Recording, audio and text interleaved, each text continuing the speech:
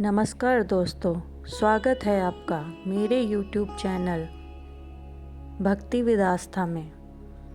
तो दोस्तों, आज हम आपके लिए लाए हैं गरुड़ पुराण से संबंधित आत्मा किस अवस्था में रहती है। तो आओ दोस्तों जानें।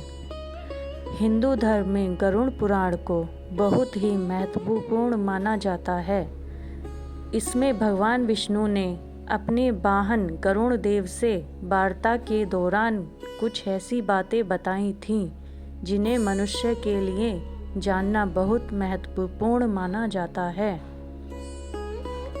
गरुड़ पुराण में बताया गया है कि व्यक्ति को कर्मों के अनुसार फल मिलता है। इसमें बताया गया है कि अच्छे कर्म करने से व्यक्ति को स्वर्ग की प्राप्ति होती, वहीं बुरे कर्म करने वाले व्यक्ति को नरक की यातनाएं झेलनी पड़ती हैं। बता दें कि हिंदू धर्म में गरुड़ पुराण को महापुराण बताया गया है। साथ ही इन्हें भगवान विष्णु का रूप भी माना जाता है। ऐसा इसलिए क्योंकि इसमें भगवान विष्णु और उनके प्रिय वाहन गरुड़ देव के मध्य हुई वार्ता का विस्तृत लेखा जोखा मौजूद है। गरुड़ पुराण में स्वर्ग एवं नरक लोक का विवरण दिया गया है। साथ ही यह भी बताया गया है कि मृत्यु के बाद आत्मा किन किन अवस्थाओं में रहती है। संक्षेप में बताएं तो मृत्यु के बाद होने वाले सभी क्रियाओं को गरुड़ पुराण में विस्तार से बताया गया है। इसमें बताया गया है कि देह त्यागने के बाद आत्मा शरीर को बदलती है, लेकिन प्रश्न यह उठता है कि कैसे और कितने समय में। इन सभी प्रश्नों के उत्तर जानने के लिए आइए जानते हैं इस विषय से जुड़ी कुछ महत्वपूर्ण बातें। गरुड़ पुराण में बताया गया है कि जब एक आत्मा शरीर त्यागती है तब सबसे पहले वह यमलोक जाती है।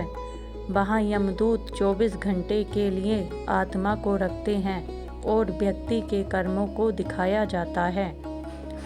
24 घंटे पूर्ण होने के बाद आत्मा को पुनः अपने परिजनों के पास 13 दिनों के लिए भेज दिया जाता है, जहाँ उनका संपूर्ण जीवन बीता था। 13 दिन बाद आत्मा अंतिम बार यमलोक की तरफ प्रस्थान करती है। गरुड़ पुराण में बताया गया है कि 13 दिन बाद यमलोक के मार्ग में आत्मा को 3 मार्ग स्वर्गलोक, नरकलोक और पितृलोक मिलते हैं। कर्मों के आधार पर व्यक्ति को आत्मा को इन तीनों में से किसी एक लोक में स्थान मिलता है। अपने जीवन काल में यदि व्यक्ति धर्म और अध्यात्म के मार्ग पर चलता है तो उसे देवलोक की प्राप्ति होती है। जो अपने जीवन काल में कुकर्म करता है और भक्ति से दूर रहता है उसे नरकलोक में स्थान मिलता है। जैसा कि आप सब जानते हैं कि मृत्यु के बाद 13 दिनों तक आत्मा अपने परिजनों के पास रहती है, इसलिए उन्हें यह पुराण सुनाने के लिए गरुड़ पुराण का पाठ का आयोजन किया जाता है। मान्यता है कि महापुराण के पाठ से मृतक की आत्मा को शांति मिलती है और मोक्ष की प्राप्ति होती है। साथ ही परिजनों को भी सद्कर्म करने की शिक्षा प्राप्त होती है।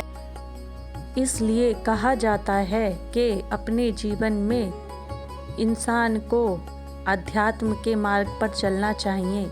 कर्मों के आधार पर व्यक्ति को आत्मा को इन तीनों में से किसी एक लोक में स्थान मिलता है।